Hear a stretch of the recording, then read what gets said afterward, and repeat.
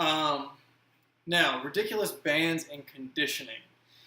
There's been a little bit of talk through the community about this stuff, about guys running with like 8 bands attached to them and all these things. Like, you're going to attach a band to your knee, ankle, and hip and try to jump and all this. What do you think about that? Yeah, that stuff.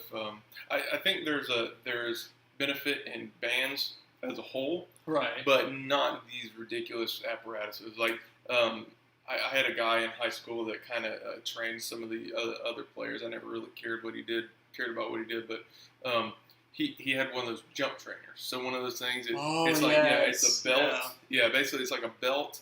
You have a cuff around your waist, and then you have 2 cuffs around your ankles, and there's a band that goes from the back of the belt on your waist to the ankles. And the premise makes sense. It does, right? It does. If you're pushing against resistance in the movement you're trying to do, you're going to get stronger in that movement. Right. Right. It makes sense. Will it make you jump higher? Possibly. Probably. Probably. But is it the most efficient means? If we're talking about an athlete, we're talking about you don't have all the time in the world.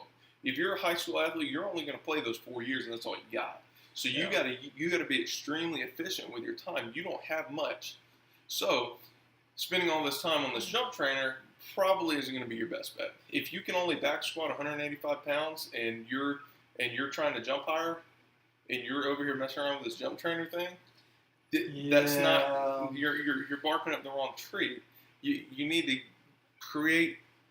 You need to just be stronger, like we were talking about before. If you will back squat more, you will jump higher. Now, I will say, in my opinion, that stuff is best used as a accessory work to train your connective tissue reaction force. Yeah, I agree with that 100%. Yeah. So that's one thing.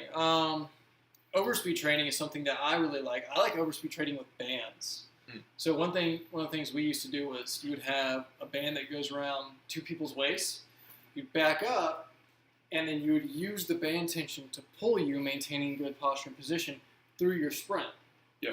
So for overspeed training, I think that's actually really interesting. There's some interesting research coming out there with guys like Andy Galpin and all them, really looking at how overspeed training actually might give you a little bit more bang for your buck than the heavier stuff training, heavier training. Yeah, I agree with that 100%. It's Joe DeFranco talks about it quite a bit about how he practices overspeed training.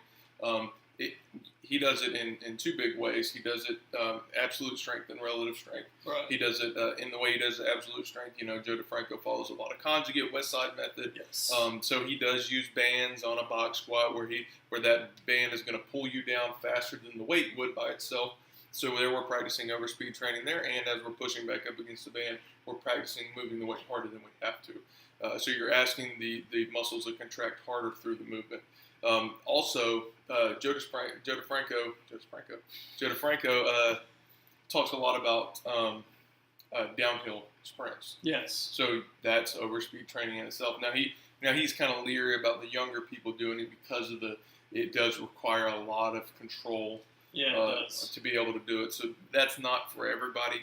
But once again, any time you're asking yourself to speed up whenever you're not trying to speed up and you have to maintain your form, that's going to be great overspeed training, because it's that whole idea of ask for 150, get 100%.